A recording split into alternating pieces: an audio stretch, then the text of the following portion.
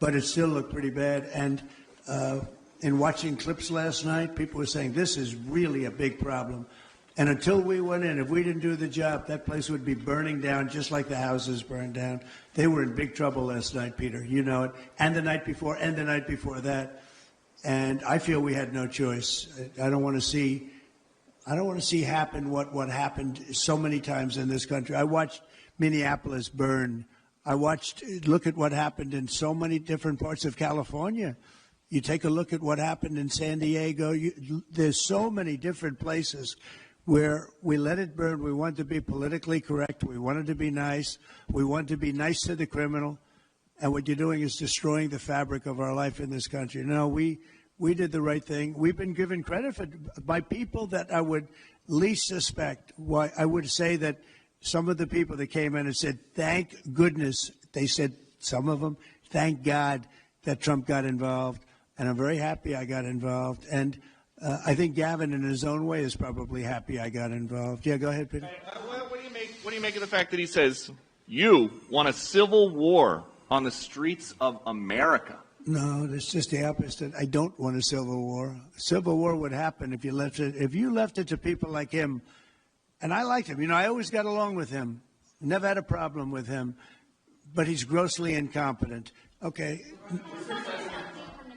Did you discuss Iran? Very Did you discuss the Gaza war? Yeah, we discussed a lot of things, and it went very well, very smooth. We'll see what happens. You know, we're trying to do something with a country we just spoke about, Iran. I think you should negotiate this. You might be better. I think I'm going to send you today. What a good idea. This could have been the idea of the day. We'll have Dara get up and negotiate. They are good negotiators, but they're tough. Sometimes they can be too tough. That's the problem. So we're trying to make a deal so that there's no destruction and death. And we've told them that, and I've told them that, and I hope that's the way it works out. But it might not work out that way. We'll soon find out. Yeah, please. It said yesterday when asked by reporters that it was not an insurrection taking place, but then on Truth Social a bit later, you'd said they were insurrectionists. After what you've seen now... You're talking about in L.A.? Yes, sir, in L.A. I wouldn't call it quite an insurrection, but it could have led to an insurrection. I mean, that was a lot of harm that was going on last night. I watched it very closely, and it was amazing that the job that the National Guard did. And by the way, the police were working very hard also. But, you know, the police are given instructions to be politically correct. I said, no, you don't have to be politically correct. You have to do the job. You were talking about unrest in American cities. You said, quote, we have to go by the laws. We can't call in the National Guard unless we're requested by a governor. What changed now? Why is this situation different to not consult with Governor Newsom about this? Well, the biggest change from that statement is we have an incompetent governor. So I talked about governors, but I didn't talk about he's an incompetent governor. Look at the job he's doing in California. He's destroying one of our great states. And if I didn't get involved, if we didn't bring the Guard in, and we would bring more in if we needed it, because we have to make sure there's going to be law and order. You had a disaster happening. And they now admit it was a disaster. I watched the chief yesterday, who's a good man, by the way, and he said, "Wow, we're lucky we did this because they were overwhelmed. You saw what was happening, so we did the right thing. Everybody agrees to that. But you have a governor who let the city burn down, didn't want water to be sent down to him. And I sent billions of gallons of water. I wanted to do it in the first term. He wouldn't do it over." I don't know. They have environmental reasons, but there were no environmental reasons. I think it's just a political philosophy. But it's lucky for the people in Los Angeles and in California that we did what we did. We got it just in time. It's still simmering a little bit, but not very much. Yep. And what crime has he committed that would warrant his arrest? What crime has Governor Newsom committed? A crime has he committed? Yeah, to warrant his arrest, as you had I think his earlier. primary crime is running for governor because he's done such a bad job. What he's done to that state is like what Biden did to this country. And that's pretty bad. It's the wrong philosophy. Thousands, hundreds of thousands of illegal immigrants, many of them prisoners. They're taking up your health care. They're taking up your space in schools. They're taking up your hospital. And in many cases, they're criminals.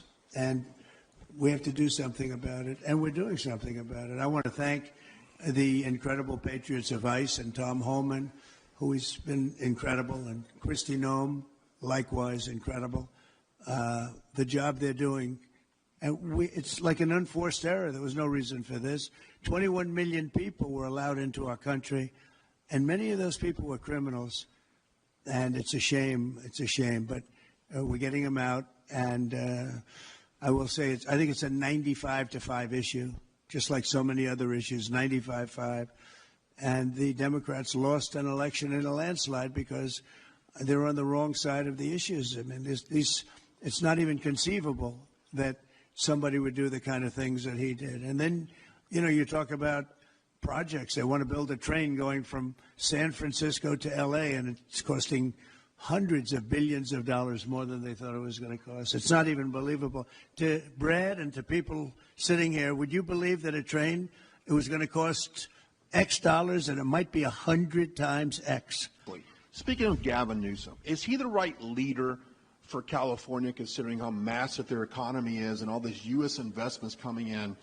Is he the right governor and leader for the future of California and for U.S. investments? I don't think he is. I mean, I think he's done a terrible job. And, he's a guy, I always got along with him. You look at his past statements about me. I was a great president. I always took care of California, all that.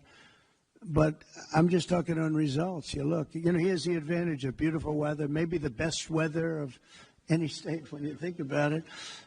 Beautiful weather, beautiful ocean, beautiful everything. You have all the advantages, and he didn't take advantage of that. And he's let people come in by the millions who are overrunning your hospitals, your education system, and your police. Your police are being overrun. Look at what's happened.